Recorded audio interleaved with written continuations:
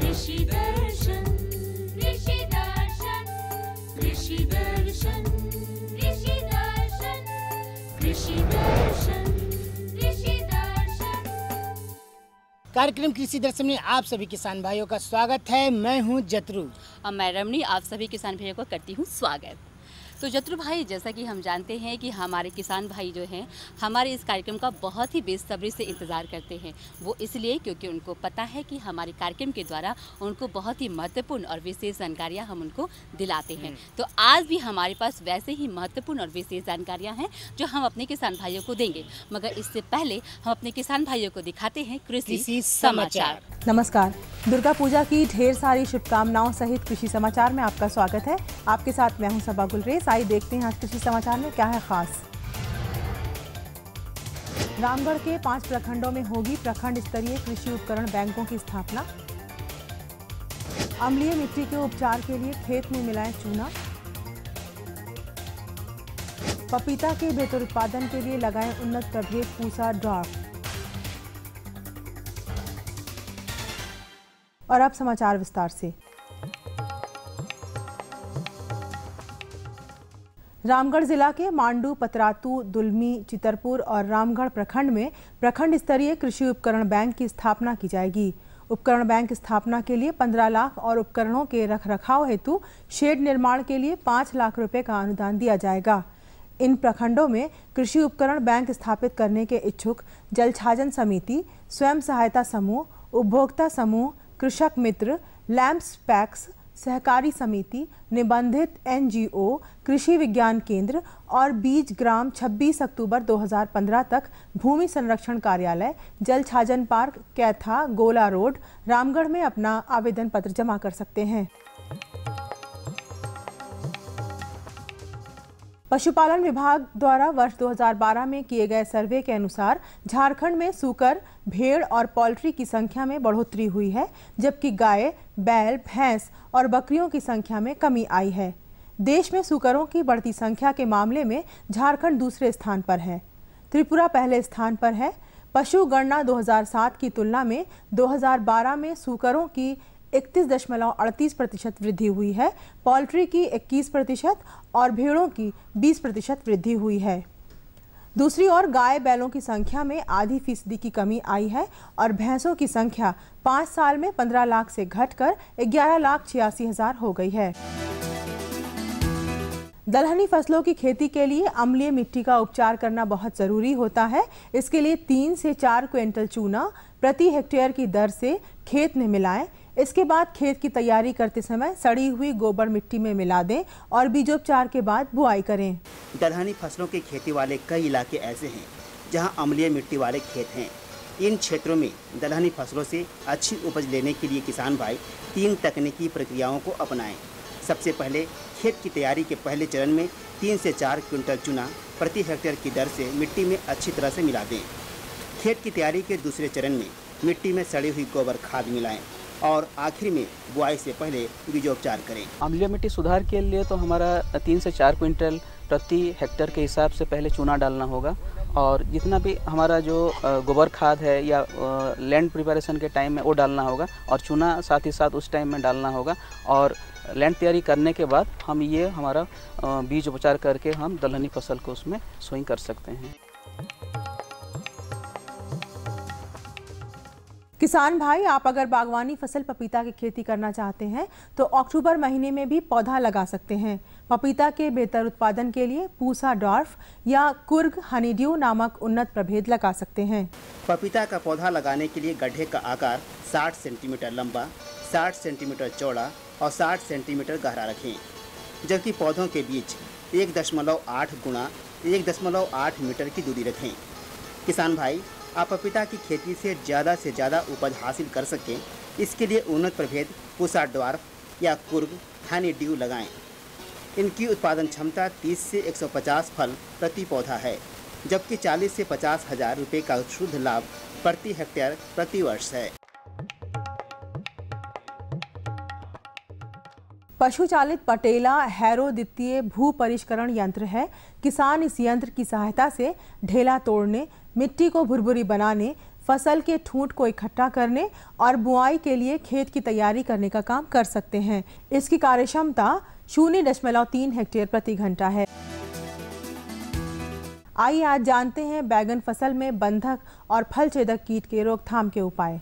किसान भाइयों, बैगन फसल में कीटों के रोकथाम के लिए समेकित कीट प्रबंधन के तहत कई ऐसे विकल्प उपलब्ध हैं जिसमें रासायनिक कीटनाशी दवाइयों की जरूरत नहीं होती है। बैगन फसल को बंधक कीट और फल छेदक कीट से बचाने के लिए खेत में प्रति एकड़ की दर से 5 गंधपास यानी 5 फेरोमोन ट्रैप लगा दें। और अब एक नजर राज्य के 5 प्रमुख शहरों के मौसम के मिजाज पर। आज राज्य के 5 प्रमुख नगरों के अधिकतम और न्यूनतम तापमान कुछ इस प्रकार दर्ज किए गए। रांची का अधिकतम तापमान 34 डिग्री सेल्सियस और न्यूनतम 19 डिग्री सेल्सियस। जमशेदपुर का अधिकतम तापमान 34 डिग्री सेल्सियस और न्यूनतम 22 डिग्री सेल्सियस। मेदिनीनगर का अधिकतम तापमान 36 डिग्री सेल्सियस और न्यूनतम 21 डिग्री सेल्सियस। देवघर का अधिकतम तापमान 32 डिग्री सेल्सियस और न्यूनतम 21 डिग्री सेल्सियस। वहीं धनबाद का अधिकतम तापमान 33 डिग्री सेल्सियस और न्यूनतम 21 डिग्री सेल्सियस दर्ज किया गया।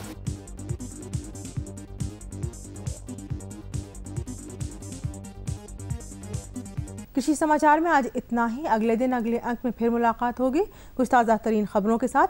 तब तक के लिए दीजिए इजाजत। नमस्कार। किसान भाइयों, आप देख रहे थे कृषि समाचार, जिसमें आपने कृषि संबंधी बहुत सारी जानकारियां प्राप्त की। मौसम के मिजाज से लेकर मंडी के भाव के बारे में भी आपने जाना। मगर अब वक्त हो चला है एक छोटे से विराम का। सब्जी में मसाला ज्यादा है। कितनी बार कहा है कि जितनी जरूरत हो बस उतना ही डाला करो। अरे मुझसे तो ऐसा कभी कभार होता है। और तुम जो हमेशा खेत में अनाप शनाप कीटनाशक डालते हो, उसका क्या? ठीक ही तो कह रही है बहू। देख, खेत में उतनी ही दवा डाल जितनी जरूरत हो। याद रखो, कीटनाशक जहरीले होते हैं। डिब्बे पे लिखी सूचना के हिसाब से ही दवा डालनी चाहिए। पहले फेरोमोन ट्रैप, फ्लाइट ट्रैप, मित्र कीट, जैविक कीटनाशक आदि का इस्तेमाल करें। जरूरत पड़ने पर ही रासायनिक कीटनाशक का इस्तेमाल करें। छिड़काव सुबह या शाम दस्ताने, मास्क और पूरी आस्तीन वाले कपड़े पहनकर करें। हवा की दिशा में छिड़काव करते हुए पीछे जाएं। दवा के डिब्बे, छिड़काव यंत्र सुरक्षित जगह पर रखें। अब कुछ समझे क्या? हाँ, समझ गया मेरी रानी। अब ना करो नादानी। इसने पिला दिया ना तुझे पानी। तो जत्रु भाई, हम जैसे कि हम अपने किसान भाइयों से वादा कर रहे हैं कि हम उनको महत्वपूर्ण और विशेष जानकारियां देंगे। तो आज आप हमारे किसान भाइयों को कौन सी महत्वपूर्ण जानकारियां दे रहे हैं? महत्वपूर्ण जानकारी है ना भौजी। कौन सी? देखिए, हमारे किसान भाई खेती तो करते हैं जी, और कीट भी लग जाते हैं जी। तो मित्र कीट का पहचान हम कैसे करेंगे, इसके विषय में यह जानकारी है। जत्रु भाई, हम आपको ये भी बता दें और किसान भाइयों को ये भी हम बता दें कि मित्र कीट जो होता है वो एक तरीके का व्याधि कीट होता है जो हमारे पौधों को जो है बहुत उससे फ़ायदे होते हैं। और उसकी पहचान हम किस प्रकार से करेंगे और उनका प्रबंधन हम किस प्रकार से करेंगे, इसी के बारे में आप बताना चाह रहे हैं ना? हाँ। जी, तो इसी के बारे में विशेष जानकारी देने के लिए किसान भाइयों आज हमारे साथ उपस्थित है विशेषज्ञ डॉक्टर पीके सिंह, जो आपको इसके बारे में विशेष जानकारी देंगे। तो चलिए हम सीधे चलते हैं उन्हीं के पास। किसान भाइयों, आज हम अपने इस अंक में चर्चा करेंगे फसल में लगने वाले मित्र कीट की पहचान एवं उसके प्रबंधन के बारे में। इस बारे में और भी अधिक जानकारी देने के लिए हमारे साथ डॉक्टर पीके सिंह सर मौजूद हैं। पहले हम ये जानना चाहेंगे कि मित्र कीट, फसल में लगने वाले जो मित्र कीट होते हैं, आखिर वो हैं क्या? हमारे किसान भाई कैसे पहचानें? देखिए, जैसे मित्र एक्चुअली होता है क्या कि फसल में बहुत तरह के कीड़े लगते हैं। एक तो होते हैं जो फसल को हानि पहुंचाते हैं, जो उसको हम हानिकारक कीड़ा कहते हैं, जो काफ़ी नुकसान जो पहुंचाते हैं। दूसरे मित्र कीट वो ऐसे कीट हैं जो फसल को जो नुकसान पहुंचाने वाले कीड़े हैं, हानिकारक कीड़े हैं, उसको वो उसके अंडे को या उसके सूढ़ी को या उसी को पकड़ के खा करके मार देते हैं। एक्चुअली वातावरण में ऐसा होता है ना कि कीट जो है, जो हानिकारक कीट है, बहुत सारे अंडे देते हैं। 250 अंडे देते हैं एक कीट है, मान लीजिए। अगर वो सारे कीट जिंदा रह जाएं तो फसल को पूरा का पूरा नुकसान कर देते हैं। तो इसी के साथ ही साथ हमारे वातावरण में कुछ मित्र कीट भी होते हैं, बहुत सारे मित्र कीट हैं जिसको किसान भाई नहीं देख पाते हैं। वो जो है नियमित रूप से स्वतः दुश्मन कीड़ों को खा करके नियंत्रण करते रहते हैं और उसका जो संख्या होती है उसको वो बचाते हैं। तो मित्र कीट वो है जो किसान के मित्र हों, जो हमारे जो फसलों के हानिकारक कीड़ों को के विभिन्न अवस्थाओं को जैसे आपका अंडा हो गया, सुंडी हो गया, वयस्क हो गया, उसको मार के खा जाते हैं, उसी को हम लोग मित्र कीट कहते हैं। डॉक्टर साहब, हम ये भी जानना चाहेंगे कि हमारे किसान भाई कैसे पहचानें कि उनके फसल में कौन से मित्र कीट हैं और कौन से दुश्मन कीट हैं? देखिए, ये थोड़ा सा डिफिकल्ट है किसान भाइयों के लिए, बाकी मैं जो मोटा मोटी जो पहचान है मैं वो बता दे रहा हूँ। पर प्रथम किसान भाई जाए खेत में देखें जी, बहुत मतलब गहराई से देखें, जांच करें, तो वो पाएंगे कि वो कीड़ा जो है फसल को खा रहा है या नहीं खा रहा है जी। अगर वो नहीं खा रहा है फसल को तो वो हमारा मित्र कीड़ा है। मुख्य रूप से एक तितैया है जिसको हम लोग ट्राइकोग्रामा बोलते हैं, ये बहुत ही छोटा है, दिखता है, और हमारे जो दुश्मन कीड़े हैं उसके वो अंडों को खा जाता है, और अंडों को खा जाने से और एक तितैया जो है मित्र कीड़ा वो करीब 40 से 50 अंडे देता है, और वो जो दुश्मन कीड़े हैं उसके वो 40-50 अंडे को वो खा जाएगा। तो इस तरह से बहुत सारे अंडे जो हैं उसके जब अंडे को ही खा जाएगा, मार देगा, तो उससे वो पिल्लू नहीं निकलेगा, और पिल्लू नहीं निकलेगा तो हमारे फसल को नुकसान नहीं होगा। एक तो अंड परजीवी जिसको कहते हैं, एक वो है।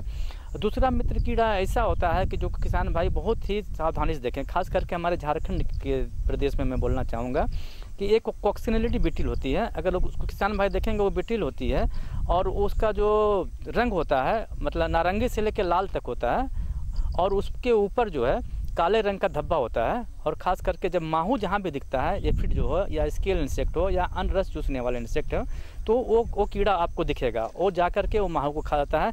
तो इसको किसान भाई आसानी से पहचान सकते हैं। इसकी सभी अवस्था खेतों में दिखती है। अपना जो बेस्ट जैसे हमने बताया, जो कि ऑरेंज से लेकर रेड रंग का होगा, उस पर ब्लैक स्पॉट होगा, और जो इसकी जो सूंडी होती है जिसको हम लोग गरब बोलते हैं, वो काले काले रंग का होता है, छोटे छोटे काले रंग का होता है। वो भी जो है हमारे जो माहू है या रस चूसने वाले कीड़े हैं उसको खाता है। और ये जो मित्र कीड़ा है जो क्लस्टर में मतलब समूह में अंडा देता है, तो एक तो आप उसको पहचान सकते हैं किसान भाई आसानी से अगर वो हो। दूसरी सबसे बात है किसान भाई यह देखें जा करके कि जैसे होता है कुछ बहुत सारे कीड़े होते हैं जो पैरासाइट हैं, तो उसमें आपको देखना पड़ेगा कि खेतों में अगर जाएंगे तो वो दिखेगा जस्ट लाइक मधुमक्खी टाइप का, मधुमक्खी या वेस्ट टाइप का दिखेगा है। परंतु जो मित्र कीड़ा होगा जो उस तरह से देखने में होगा, वो हमारे पैरासाइट होते हैं। बहुत सारे जो दुश्मन कीड़े का जो सूंडी होती है उसी में वो जाके अंडे दे देते हैं। अंडे देते हैं तो उसका अंडा उसी में पिल्लू निकलता है मित्र कीट का, और दुश्मन कीड़े को लार्वी को पूरा उसी में खा जाता है, अपना जीवन चक्र उसी में पूरा करता है। तो आप अगर किसान भाई ध्यान से देखेंगे तो मधुमक्खी के टाइप का या वेस्प के टाइप का दिखेगा। परंतु इसमें ये होता है कि ये बहुत क्विक होता है, बहुत तेज उड़ता है मित्र कीट जो होता है, तो एक तरह से उसकी पहचान कर सकते हैं। और एक दूसरे कीट होते हैं बहुत सारे मित्र कीट जो है, जैसे कि आपको दिखेंगे घर में जैसे मक्खी होती है जिसको कि एक पेयर ऑफ पंख होता है, उस टाइप के भी मित्र कीट दिखते हैं, मक्खी जैसे दिखते हैं, हाउस फ्लाई जो घर में है। परंतु इसके जो मित्र कीट है उसका जो एब्डोमेन होता है जिसको हम लोग एब्डोमेन कहते हैं, पिछला भाग, उसमें ब्रस्टल मतलब बहुत सारे रहते हैं, थोड़ा सा लंबा होता है उससे मतलब हाउस फ्लाई की अपेक्षा, तो उसको भी हम लोग पहचान सकते हैं। और तीसरा किसान भाई तो बहुत आसानी से जो खेतों में देखेंगे मकड़ा होता है, जो घरों में मकड़ा होता है खेतों में मकड़ा होता है, वो भी हमारा मित्र कीट है। तो उस तरह से हम लोग उसको देख करके आसानी से जाली बनाए रहता है मकड़ा खेतों में, उसमें आकर दुश्मन कीड़े फंसते हैं, उसको खाते जाता है। और एक जो कीड़ा होता है बहुत दिखता है झारखंड राज्य में, जिसको हम लोग लेस ग्रीन कहते हैं, तो वो कीड़ा जो होता है हरे रंग का होता है, लेस विंग कहते हैं उसको, वो हरे रंग का होता है। उसका पंख जो है बड़ा होता है और जो मुंह भी बड़ा होता है और एंटीना बहुत लंबी लंबी होती है। तो वो कीड़ा भी आपको काफ़ी खेतों में दिखेगा। ये कीड़ा भी जो है अपने जितने भी तरह के रस चूसने वाले कीड़े हैं, माहू है तथा स्केल इंसेक्ट हैं और बहुत सारे अन्य इंसेक्ट हैं, उसको सीधे पकड़ के खा जाता है। तीसरा जो किसान भाई एक और कीड़ा होता है मित्र कीड़ा, जिसको प्रेगमेंटिस कहते हैं, बड़ा सा दिखता है, ग्रास हॉपर की तरह बहुत बड़ा सा दिखता है, पैर होता है उसमें। वो करता क्या है, वो सीधे जो है कीड़ों को पकड़ लेता है, पकड़ के खा करके मार देता है, और इस तरह से होता है। तो कहने का मतलब है कि मित्र कीट अगर वातावरण में है तो दुश्मन कीड़ों को स्वतः ही नियंत्रण करते रहते हैं। तो पहले सर्वप्रथम हम लोग ये ध्यान दें कि जब भी हम लोग कोई कीटनाशक दवा डालते हैं तो उसका प्रयोग हम लोग सोच समझ के करें। खास करके कीटनाशक दवा जब डालते हैं हम लोग तो हमारे जो मित्र कीड़े भी मर जाते हैं और उनकी उपस्थिति में दूसरे कीड़े बढ़ जाते हैं। तो ऐसी परिस्थिति में कीटनाशक का हम लोग सही ढंग से प्रयोग करें और मित्र कीट को बढ़ावा देने के लिए हम लोग इंटरक्रॉप लगाएं। जैसे 2 फसल के बीच में 1 फसल और लगा दें, क्योंकि मित्र कीट के जो होते हैं उसके जो बेस्क होते हैं वो पौधे के जो नेक्टर होता है पॉलन होता है उसी को ही खाते हैं। तो ऐसा हम लोग खेती कर रहे हैं कि हमेशा उससे कुछ नेक्टर मिलता रहे, तो उससे भी उसकी आबादी बढ़ती रहती है। और ख़ास करके हम लोग जब दवा का छिड़काव करते हैं तो ऐसे समय करें, जैसे बहुत सारे कीड़े जो रात्रि चर रहे हैं तो शाम के समय करें।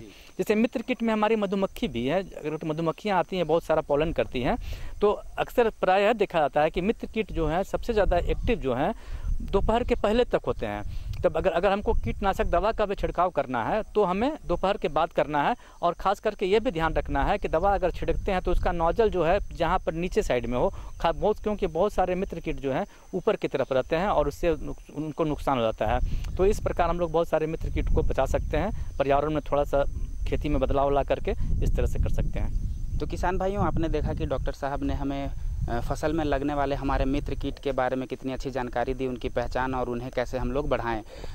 हम आशा करते हैं कि ये सारी जानकारी प्राप्त करके आप अपने खेतों में इस्तेमाल करके मित्र कीटों का सहारा लेकर अपने फसल को खूब उगाएंगे और खूब मुनाफे भी कमाएंगे।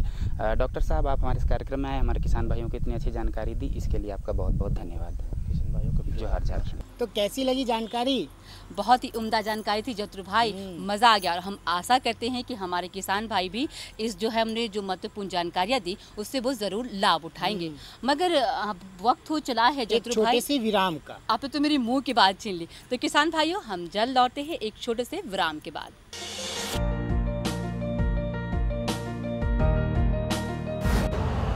यूरिया का स्वदेशी उत्पादन 70 लाख टन बढ़ाने के लिए 6 उर्वरक संयंत्रों का उद्धार किया जा रहा है। FCIL के गोरखपुर, सिंदरी, तलचर और रामागुंडम संयंत्र, HFCL की बरौनी इकाई और BVFCL की नामरू फोर्थ। सोने पर सुहागा ये है कि देश में अब बनेगा सिर्फ नीम लेपित यूरिया, क्योंकि इससे होगा किसानों का फायदा ही फायदा। अनाज का उत्पादन 10% तक बढ़ेगा, बढ़ेगी 10 से 15% नाइट्रोजन क्षमता।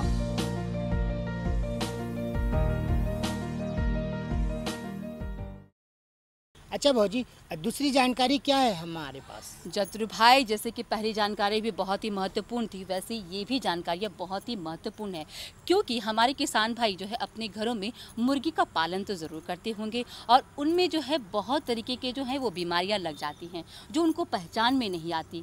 तो उसका कैसे वो पहचान करेंगे और उसका वो निदान किस प्रकार से करेंगे, इसी के बारे में विशेष जानकारी देने के लिए आज हमारे साथ मौजूद हैं डॉक्टर असित चक्रवर्ती, जो इसके बारे में आपको विशेष जानकारी देंगे। तो चलिए इसके बारे में भी हम सीधे चलते हैं डॉक्टर साहब के पास, जो हमें इसके बारे में विशेष जानकारी देते हैं। आज हम मौजूद हैं ICR के प्रांगण में और बात करेंगे मुर्गियों के बारे में, उनमें लगने वाले रोग और उससे बचाव। साहब, हमारे किसान भाई जो मुर्गी पालन करते हैं उसमें बहुत सारी बीमारियां हो जाती है। उस बीमारियों से कौन कौन सी प्रमुख बीमारियां हैं जो मुर्गियों में अभी पाई जा रही हैं? देखिए किसान भाइयों, मुर्गियों में जो चीज़ सबसे बड़ी ज़रूरत है वो है इसके बीमारी, और इस बीमारी का 3-4 टाइप की होता है, जिसको हम कहते हैं वायरल है, बैक्टीरियल है और न्यूट्रिशनल और इसको पैरासाइटिक डिजीज है। तो ये 3-4 जो बीमारी है बड़े तौर पे, इनसे फिर डिक्लासिफाई किया जा सकते हैं। जैसे कि वायरल में हो गया आपका रानीखेत डिजीज, जिसमें सबसे ज़्यादा मोर्टालिटी दिखाई जाता है। मोर्टालिटी मतलब उसमें मुर्गियों के मारा जाता है ज़्यादा दूर से। तो ये बीमारी जो है फिर उसका छोड़ के एवियन इन्फ्लुएंजा हो गया, फाउल पॉक्स आ गया वगैरह वगैरह वो हो गया। इसमें आ गया आपका वायरल, फिर बैक्टीरियल में हो गया फाउल कलेरा जैसा हो गया। फिर आपका आ गया जो न्यूट्रिशनल डिजीज, जिसमें दाना पानी में आपका न्यूट्रिशन का कमी हो तो ये बीमारी हो सकता है। और चौथा जो है वो है पैरासाइटिक डिजीज, मतलब पेट का कीड़ा की बाहर की कीड़े, ये 4 तरीके से। तो इसका बारे में हम जब वायरल डिजीज का बारे में बताए आपको, पहले रानीखेत डिजीज में बताना चाहता हूँ कि इसमें कम से कम 30 से 80% मोर्टेलिटी हो जाता है, मतलब मर जाते हैं मुर्गी। इस बीमारी का प्रमुख लक्षण है मुर्गी झूमते रहेगा, दाना पानी कम खाएगा उसका, और उसका जो टट्टी निकलता है, वो जो एक्सक्रीटा आता है, ये ग्रीनिश टाइप हो जाता है। तो इससे आपको पता लग जाएगा कि रानीखेत डिजीज में ये मुर्गी आपका बीमारी का शिकार है। तो उसमें बचाव के लिए सबसे बढ़िया तरीका है कि शुरू में आप वैक्सीनेशन कर लीजिए। तो वैक्सीनेशन कब करना है? 1 दिन के बच्चा से आप शुरू करें वैक्सीनेशन, जिसको हम R2B कहते हैं। ये वैक्सीन आप दे दीजिए लासोटा का उसका, और ये आई ड्रॉप के हिसाब से आँख में 1 ड्रॉप दे दीजिए। फिर दीजिए 18 दिन की उम्र में 1 बार दीजिए, और फिर जब 1 महीना हो जाए 1 बार दे दीजिए। डॉक्टर साहब, हमारे किसान भाई हैं जो इसे छोटे पैमाने पे भी करते हैं, मुर्गी पालन अपने घर पे आंगन में बैकयार्ड में करते हैं, जो अब अपनी मुर्गियों का ख्याल नहीं रख पाते, जिसकी वजह से उनको बीमारियां होती है। तो उसमें किस प्रकार की बीमारियां होती हैं? पहले आप अगर आपके पास वैक्सीनेशन करा अर्थात टीकाकरण करा सकते तो जरूर टीकाकरण कराइए। चाहे आपके 4-5 मुर्गी हो कि 20-25 मुर्गी हो, आपका आंगन में है तो इनका टीकाकरण आपके लोकल जो वेटनरी का कि ये हॉस्पिटल है कि डिस्पेंसरी है, जहाँ से ये लोग आते रहते, राज्य सरकार ये सरकारी ऑफिस के पास पे, वहाँ से टीकाकरण आप ले सकते।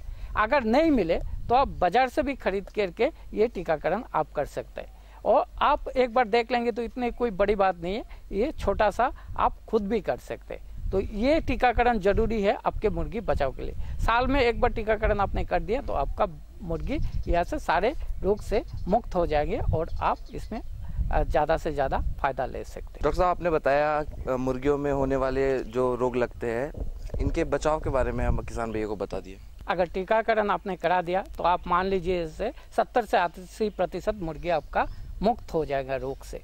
तो टीकाकरण के लिए मैं तो बताऊंगा कि आप रानीखेत डिजीज का कि फाउल कलेरा की फाउल पॉक्स का टीकाकरण कराएं। ये बाजार में अवेलेबल है। अगर आप वेटनरी डिस्पेंसरी का सहारा ले कि वेटनरी डॉक्टर ये कोई असिस्टेंट हो, ये आपको मदद कर सकता है। और आप खुद भी इसको घर में लेके कर सकते हैं वैक्सीन। उसको थोड़ा सा तरीका आपको मालूम होना चाहिए कि इसको आँख में देना है कि ये जो विंग है उसका दाना है इसका नीचे देना है कि इसको पानी के साथ देना है। ये अगर कर लिया तो आपके मुर्गी का बचाव हो गया। अगर टीकाकरण के बाद फिर भी कोई बीमार हो जाता है तो उसके लिए आपका दवाई का ज़रूरत पड़ेगा। दवाई के लिए आप पहले तो आप वेटनरी सलाह ले सकते हैं। अगर नहीं है तो बाजार में आपका लिए जैसे ज़्यादातर जो एक वायरल डिजीज छोड़ के जितने हैं सब उसमें आपका वो बैक्टीरियल डिजीज के लिए एंटीबायोटिक्स होता है। तो एंटीबायोटिक्स तरह तरीका के एंटीबायोटिक्स बाजार में मौजूद है, जैसे टेट्रासाइक्लिन है कि आपका होस्टासाइक्लिन है, फिर सल्फर ड्रग्स है, तो उससे आप इनको बचा सकते हैं। और पैरासाइटिक डिजीज के लिए जो पेट की कीड़े होते हैं कि बाहर की कीड़े, पेट की कीड़े हो तो उसका लिए फेबेंडाजोल है, एल्बोमार है वगैरह सारे जो पेट के कीड़े के लिए बीमारी होता है। इसका डोज ज़्यादातर मेडिसिन का जो बाजार में आता है फाइल उसमें लिखा रहता है डोज कितना है, तो फार्मर खुद इसको पढ़ के इसको इस्तेमाल कर सकते हैं और घर में इसको यूज़ कर सकते हैं। और पैरासाइटिक बीमारी छोड़ के आपका बाहर का जो मुर्गियों में हो सकता है, कभी कभी टिक्स, माइट्स, लाइट जो होता है ऊपर में जो एक्सटर्नल पैरासाइट जिसको कहा जाता है बाहर का, इसको भी आप कर सकते हैं। उसका भी दवाई बाजार में मिल जाता है, जैसे बोटॉक्स हो गया कि इसको स्प्रे कर देगी तो आपका मुर्गी यहाँ से मुक्त हो जाएंगे। डॉक्टर साहब, मुर्गियों के जो खान पान है उसको रखने के तरीके से भी क्या कुछ रोग होते हैं? मुर्गी का खान पान से भी बहुत सारे बीमारी होता है जो मुर्गी में आ सकता है। एक तो आपका पेट की कीड़े की बीमारी हो सकता है खान पान में अगर इसका जर्म रहे तो। दूसरी बात होता है खान पान में उसका पौष्टिक आहार सही नहीं है तो उसमें कमजोरी आ जाता है, और कमजोरी आ गया तो मुर्गी में बीमारी हमेशा आएगा। तो इसलिए खान पान में पौष्टिक मात्रा जैसे प्रोटीन हो गया, फैट हो गया, विटामिन हो गया, ये सही मात्रा में दिया जाए तब इसको बीमारी नहीं होगा। और पानी का आप हमेशा उसको स्वच्छ पानी दिया करें, जो पानी में कोई बीमारी ना हो, कि इसको क्लीन पानी हो तो बीमारी बहुत कम हो जाता है। और मुर्गी का रख रखाव में सबसे बड़ी बात होता है इसका आपका क्लीनलीनेस।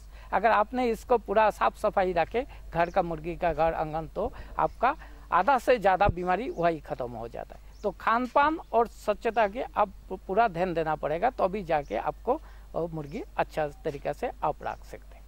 भाइयों, आपने देखा हमारे विशेषज्ञ ने आपको कितनी अच्छी जानकारियाँ दी, और इन महत्वपूर्ण जानकारियों से हम आशा करते हैं कि आप ज़्यादा से ज़्यादा लाभ उठा पाएंगे।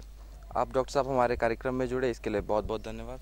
धन्यवाद। तो जतिन भाई कैसे लगी जानकारी? जानकारी तो बहुत ही अच्छी थी भौजी, बहुत अच्छी थी ना। मैंने कहा था ना कि जानकारी बहुत ही महत्वपूर्ण है। तो जतरू भाई अब वक्त हो चला है, अपने किसान भाइयों से विदा लेते हैं। मगर हाँ, जैसा कि हमें पता है कि जो है वो नवरात्र चल रहा है, माँ दुर्गा की जो है वो हर जगह पर पूजा हो रही है, क्योंकि माँ दुर्गा है वो शक्ति का स्वरूप है। तो हम अपने किसान भाइयों को भी जो है वो दुर्गा पूजा की शुभकामनाएं दे दें। तो मैं रमणी भौजी की तरफ से और मैं जतरू के तरफ से आप सभी किसान भाइयों को नवरात्र की ढेर सारी शुभकामनाएं। जी, आप सभी को शुभकामनाएं। तो जतरू भाई हमारे किसान भाइयों को पता भी बता दीजिए, क्योंकि उनको पता है कि जो है अगर उनके पास कोई भी जानकारी, अगर कोई भी सुझाव है तो वो हमारे इस पते पर संपर्क कर सकते हैं। हमारा पता है कार्यक्रम कृषि दर्शन, कृषि प्रकोष्ठ द्वारा केंद्र निदेशक, दूरदर्शन केंद्र, रातू रोड, रांची। 3 संख्या 834001। तो किसान भाइयों, आपसे अब वक्त हो चला है विदा लेने का। मगर हाँ, हम आपसे हमेशा जैसे कि वादा करते हैं कि हर एक अंग में आपके लिए नई और महत्वपूर्ण जानकारी लेकर आपके सामने फिर से उपस्थित होंगे। मगर तब तक के लिए दीजिए इजाज़त। नमस्कार, जोहार।